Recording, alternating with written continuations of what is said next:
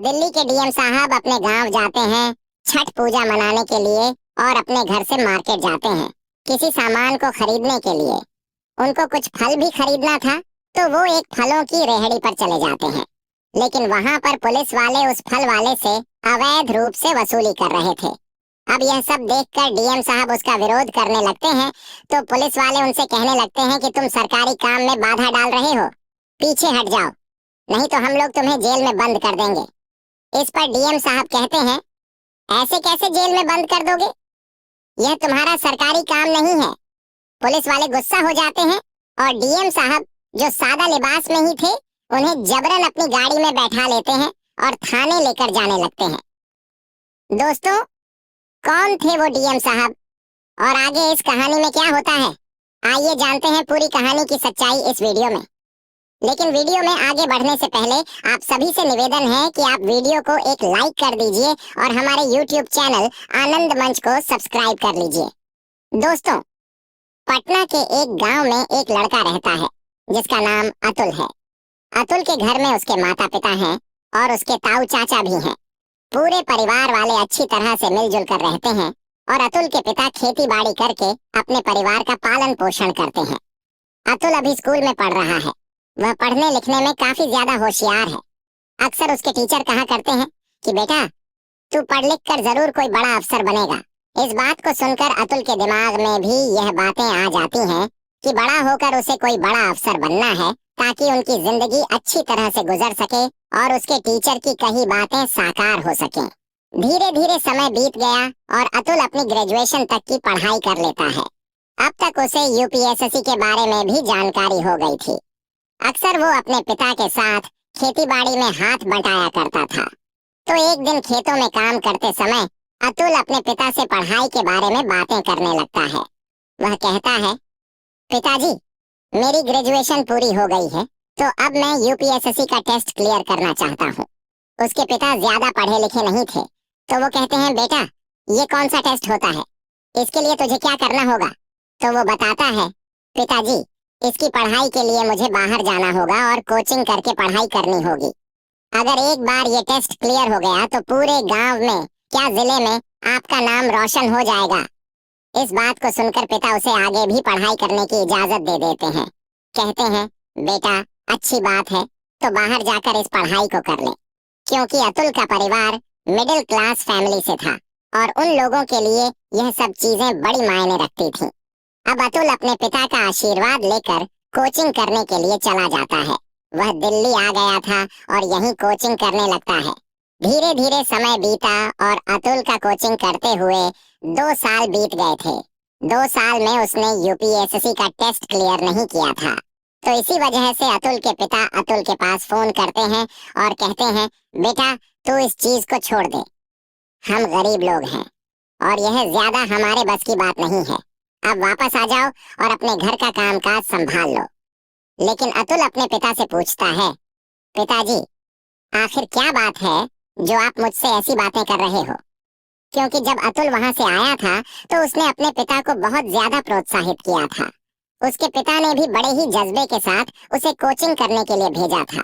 तो उसके पिता कहते हैं, बेटा, अब मैं बुजुर्ग हो चला हूँ, अब मेरे बस का काम करना नहीं है और घर का बड़ा बेटा होने के नाते अब तेरा फर्ज बनता है कि अपने परिवार की बागडोर को संभाल ले। लेकिन तू तो अभी कोचिंग कर रहा है और तेरी कोचिंग में ढेर सारे पैसे खर्च हो रहे हैं। अगर इससे आगे तू कोचिंग करना चाहता है तो मैं तुझे आर्थिक मदद नहीं दे सकता। अब इस बात को सुनकर अतुल थोड़ी देर तक सोच विचार करता है।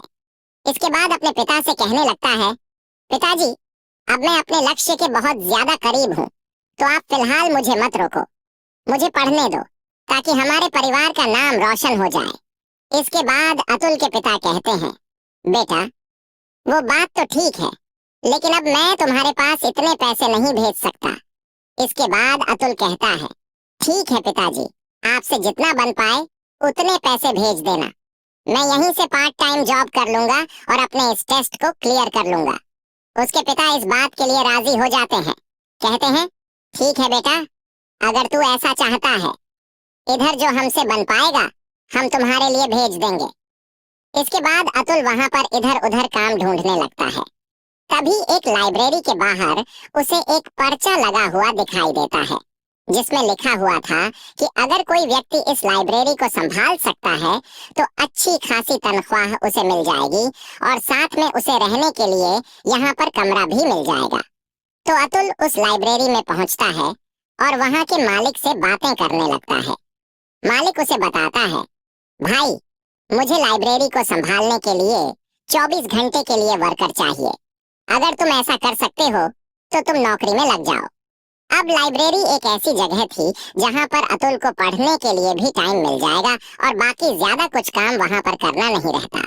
एक तरह से उसकी रखवाली करनी थी। तो इस काम के लिए अतुल मान जाता है और वहां पर नौकरी करने लगता है। वहां पर रहकर अपनी पढ़ाई को भी करता और साथ में लाइब्रेरी की देखभाल भी करता।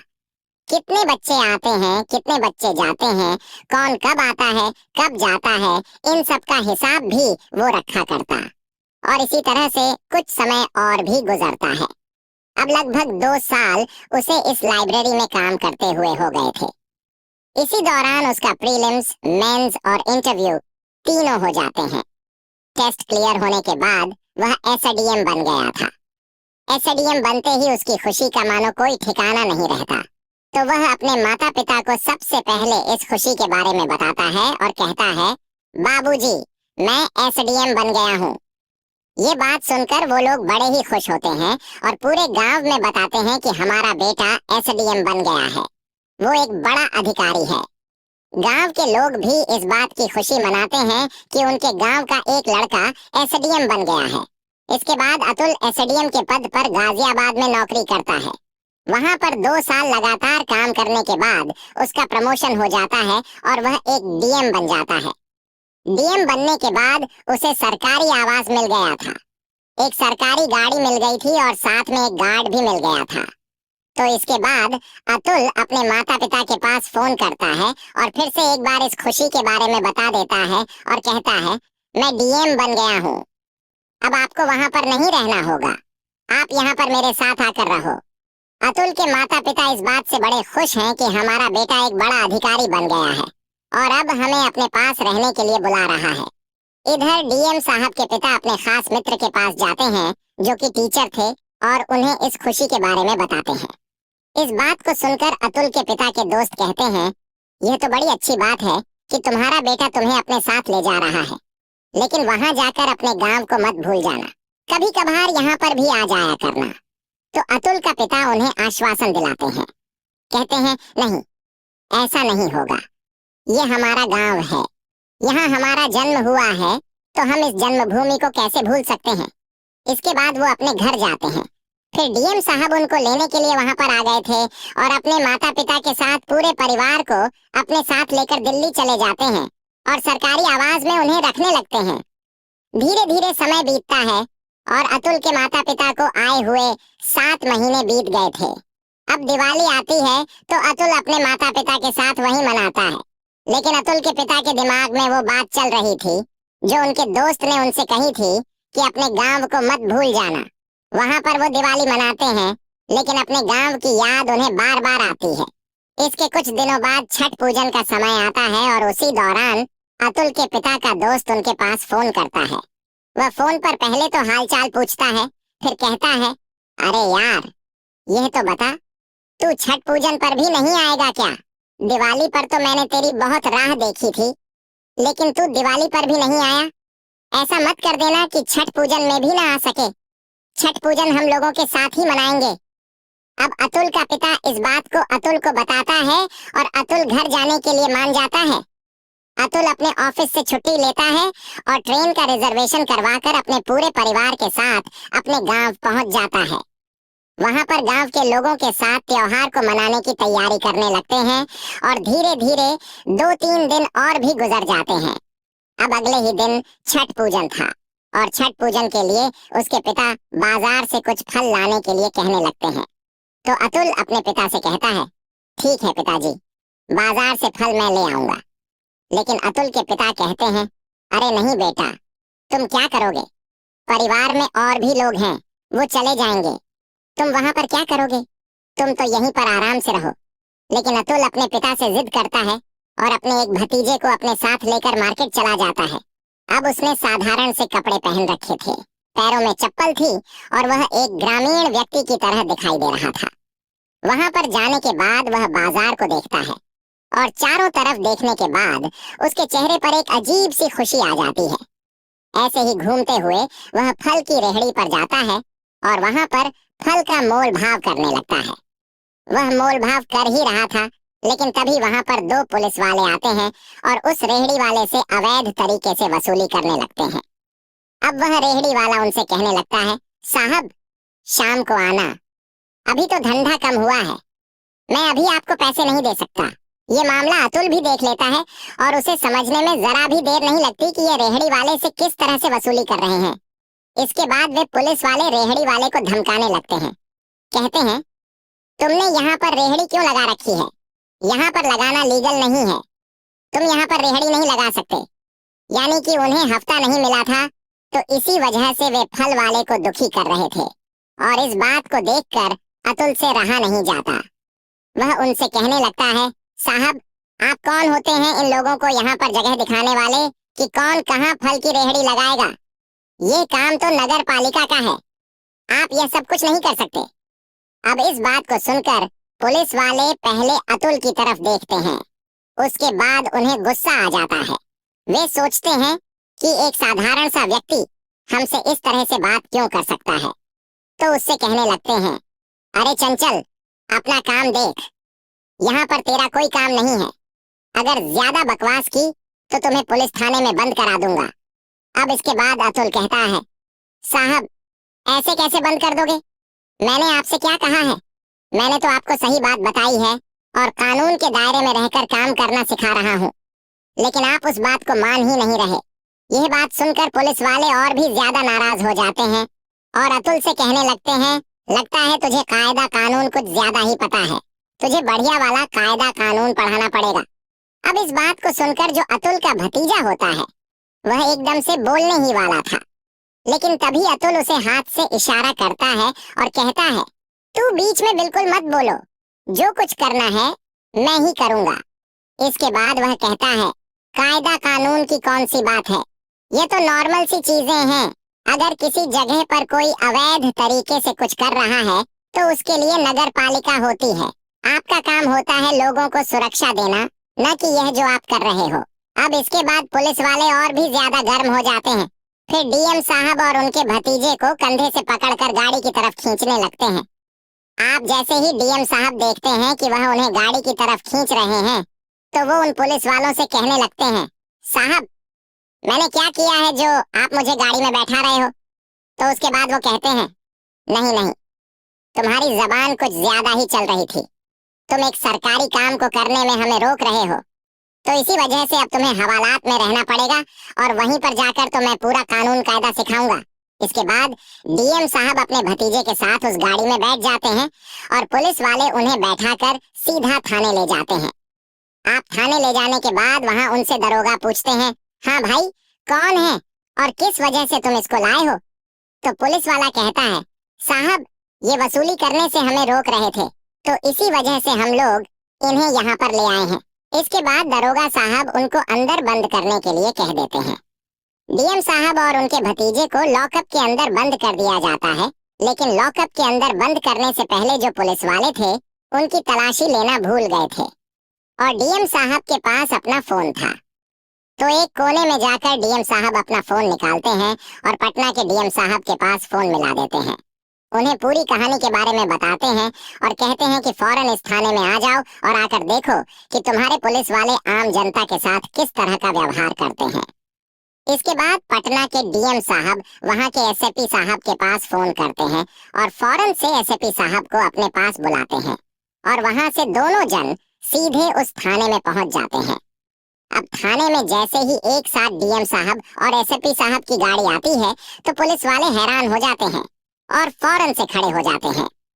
अब एसएपी साहब और डीएम साहब जैसे ही थाने के अंदर घुसते हैं तो एसएपी साहब दरोगा से पूछने लगते हैं कि किस तरह से काम चल रहा है। तो दरोगा साहब कहते हैं, साहब अच्छी तरह से चल रहा है, कोई भी दिक्कत नहीं है। एसपी साहब कहते हैं, देख लो त्योहार के टाइम में कोई दिक्कत ना हो जाए। तो दरोगा साहब हंसते हुए कहते हैं, साहब ऐसा नहीं हो सकता। हमारे होते ही ऐसा कुछ भी नहीं होगा जो परेशानी का सामना आप लोगों को करना पड़े। इसके बाद एसपी साहब लॉकअप की तरफ इशारा करते हुए कहते हैं, लॉकअप में किसको बंद करके रखा है? तो दरोगा साहब कहते हैं, साहब ये कानूनी काम को नहीं करने दे रहे थे, तो इसी वजह से हमने इसे लॉकअप के अंदर बंद कर दिया। 2 दिन लॉकअप में रहेगा तो इसकी अक्ल ठिकाने आ जाएगी और उसके बाद ये कभी भी कानूनी कार्रवाई को करते हुए नहीं रोकेगा। अब इस बात को सुनकर जो अतुल डीएम साहब थे वो लॉकअप के अंदर से ही मुस्कुराने लगते हैं और फिर एसपी साहब एक जोरदार चांटा अपने दरोगा को लगा देते हैं। जैसे ही दरोगा साहब को चांटा लगता है तो वह एकदम से हैरान हो जाते हैं और सोचने लगते हैं कि आखिर ये क्या हुआ। तो वो कहने लगते हैं, साहब आपने मुझे चांटा क्यों मारा है? तो इसके बाद डीएम साहब बोलते हैं, तुम्हें पता भी है कि तुमने किसको अंदर किया है? ये दिल्ली के डीएम साहब हैं और इन्होंने मुझे अंदर से ही फोन किया है। तुम लोगों की अवैध वसूली के किस्से अब दिल्ली तक भी हो जाएंगे और सभी लोगों को पता चलेगा कि यहाँ के जो पुलिस वाले हैं वो आम जनता के साथ किस तरह का व्यवहार किया करते हैं। इसके बाद वो फौरन से उन्हें बाहर निकालने के लिए कहते हैं। एक पुलिस वाला जाता है, लॉकअप को खोलता है और डीएम साहब को बाहर निकालता है। डीएम साहब लॉकअप से बाहर आ जाते हैं और जो वहाँ के डीएम साहब थे उनसे हाथ मिलाते हैं और उनसे कुछ बातें करने लगते हैं। बातों ही बातों में पटना के डीएम साहब दिल्ली के डीएम साहब अतुल से कहते हैं, ये बताइए, अगर आपको ऐसी कोई परेशानी थी तो आप पहले भी फोन कर सकते थे। तो वो कहते हैं, नहीं ऐसी कोई बात नहीं है, मैं देखना चाहता था कि इस अवैध वसूली में कौन कौन लोग मिले हुए हैं। यहाँ पर आकर देखा तो आपका पूरा थाना इस अवैध वसूली में शामिल है। इस बात को सुनने के बाद पटना के डीएम साहब एसपी साहब की तरफ इशारा करते हैं और उनके एक ही इशारे पर पूरे थाने को सस्पेंड कर दिया जाता है। सस्पेंड की खबर सुनते ही सभी थाने के पुलिस वाले एकदम से उनसे माफी मांगने लगते हैं और यहाँ तक कि डीएम साहब अतुल से भी माफी मांगने लगते हैं। कहते हैं, साहब हमें माफ कर दीजिए, हमसे गलती हो गई, हमें नहीं पता था कि आप डीएम हैं। तो उसके बाद डीएम साहब कहने लगते हैं, तुम लोगों को यहाँ पर पब्लिक की सुरक्षा के लिए रखा गया है और तुम लोग अब एक तरह की वसूली करते हो, इसी वजह से हमारी पुलिस बदनाम है। तुम्हें सरकार तनख्वाह देती है कि लोगों की सुरक्षा करो, लेकिन तुम लोग अपनी जेब भरने के लिए ऐसा काम करते हो। तुम लोगों को नौकरी करने का कोई भी अधिकार नहीं है, तुम्हें शर्म आनी चाहिए। इसके बाद एसपी साहब उन दोनों पुलिस वालों को लॉकअप में बंद कर देते हैं जो डीएम साहब को पकड़कर यहाँ पर लाए थे और अवैध वसूली करते हुए रंगे हाथों पकड़े गए थे। अब डीएम साहब गांव जाते हैं। वहां से फल खरीदने के बाद उनके पिता उनसे पूछते हैं कि बेटा इतनी देर कैसे हो गई? तो डीएम साहब बैठकर पूरा किस्सा अपने पिता को सुनाते हैं और इस किस्से को वहां पर बैठे हुए उनके परिवार वाले भी सुन रहे थे। और इस बात को सुनने के बाद डीएम साहब के पिता को अपने बेटे पर फख्र महसूस होता है। वह कहते हैं, बेटा अच्छा किया जो तुमने उन पुलिस वालों को पकड़वा दिया। यहाँ पर ऐसा अक्सर होता रहता है और इन सभी चीजों को इसी तरह से रोका जा सकता है अगर सभी अधिकारी इधर ऐसा ही काम करने लगे। उसके बाद सभी परिवार वाले वहां पर छठ पूजन करते हैं और खुशियों के साथ डीएम साहब अपने परिवार के साथ वापस दिल्ली लौट आते हैं। वहां पर जाकर अपना कार्यभार संभालने लगते हैं और इसी तरह से अपने जीवन को व्यतीत करने लगते हैं। तो दोस्तों, यह कहानी है एक डीएम साहब की जो मार्केट सादा कपड़ों में जाते हैं, लेकिन वहां पर उनको पुलिस पकड़ लेती है। उसके बाद वहां के डीएम साहब और एसपी साहब आकर उन्हें छुड़ाते हैं और छुड़ाने के बाद उस पूरे थाने को सस्पेंड कर दिया जाता है। आप क्या कहना चाहते हैं अतुल के बारे में? आप क्या कहना चाहते हैं उनके पिता के बारे में और पुलिस वालों के बारे में जो अवैध वसूली कर रहे थे? अगर कहानी आपको जरा भी पसंद आई हो तो हमारे YouTube चैनल आनंद मंच को सब्सक्राइब कर लीजिए और वीडियो को भी एक लाइक कर दीजिए। मिलते हैं फिर से एक नई और इंटरेस्टिंग कहानी के साथ। तब तक के लिए धन्यवाद। जय हिंद, जय भारत।